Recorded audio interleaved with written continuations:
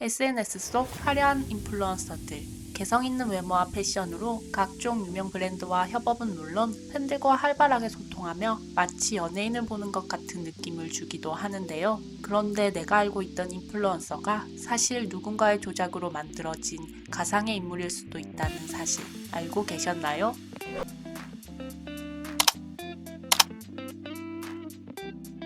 가상 인플루언서는 실제 현존하는 인물이 아닌 컴퓨터 그래픽으로 생성된 가상의 디지털 인물입니다. 게임이나 만화의 캐릭터와는 다르게 주로 인스타그램, 유튜브와 같은 SNS에서 영향력을 발휘하기 위한 목적으로 만들어졌는데요. 실제로 팬들과 소통하고 여러 브랜드와 협업하는 등 마치 진짜인 것처럼 행동합니다. 가짜지만 진짜 같은 모습으로 사랑받고 있는 가상 인플루언서를 알아보겠습니다.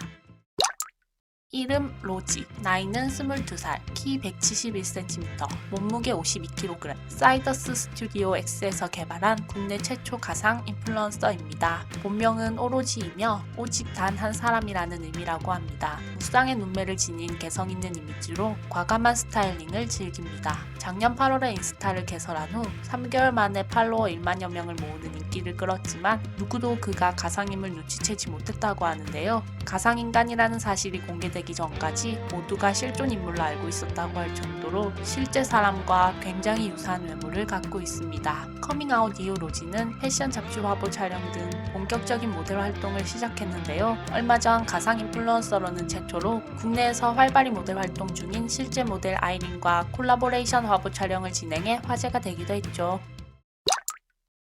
현재 전세계 가상 인플루언서 중 가장 인기 있는 인물은 닐 미켈라입니다. 미국의 로봇, 인공지능 전문기업 브러드에서 만든 프로젝트로 브라질과 미국계 혼혈, 19세, LA 거주, 모델 겸 뮤지션이라는 꽤 구체적인 프로필을 가지고 있는데요. 스토리를 중시하는 MZ세대의 니즈를 정확히 파악해 반영한 모습입니다. 지지하는 정당도 있고 특정 인권 문제에 대한 관심을 가지고 있습니다. 마치 실제 인플루언서들처럼 브랜드 협업도 진행하는데 발렌시아가, 프라다, 샤넬 등과 협업을 하는가 하면 보그 등 여러 잡지 화보 촬영을 했으며 최근엔 독일 나일론 커버까지 장식했다고 하는데요. 현재 290만 명의 엄청난 팔로워 수를 자랑하며 인스타그램 포스팅 한 건에 약 8,500달러이며 한 해 수입은 약 130억 원에 이른다고 하네요.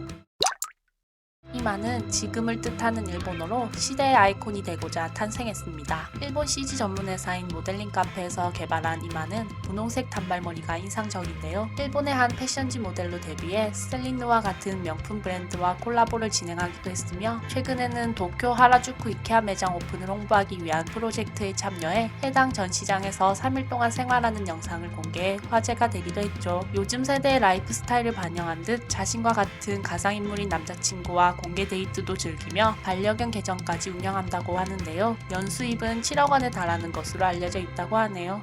시공간을 제약 없이 자유롭게 활용할 수 있는 가상 인플루언서는 특히 실제 셀럽이나 인플루언서들과 달리 열애설, 인격 논란 등 리스크로부터 자유로울 수 있다는 장점이 있습니다. 하지만 최근 논란이 되고 있는 딥페이크 기술처럼 가상 인플루언서를 합성한 음란물이 제작될 부작용 또한 간과할 수 없는데요. 실제로 네덜란드 사이버 보안 연구회사 딥트레이스가 발표한 보고서에 따르면 2019년 유통된 딥페이크 영상 중 96%가 포르노로 소비되었다고 하는데 현재 가상 인플루언서를 합성한 음란물은 실제 인간이 아니라는 이유로 마땅한 처벌을 받지 않는다는 점에서 문제가 제기되고 있습니다. 전 세계적으로 이런 가상인물에 투자한 비용은 지난해 약 9조 원이었으며 2022년에는 2배 증가한 약 17조 원으로 전망하고 있습니다. 가상 인플루언서 하나를 만드는 데에는 캐릭터를 시각적으로 구현할 수 있는 높은 기술력과 매력적인 특성을 부여하는 트렌디하고 세심한 기획력이 필요합니다. 이는 곧 많은 자본과 노력, 시간이 필요하다는 의미죠. 이렇게 힘들게 만든 가상 인플루언서의 존재 자체를 부정하기보다는 현명하게 함께 공존할 수 있는 방안을 모색해야 할 시점인 것 같습니다.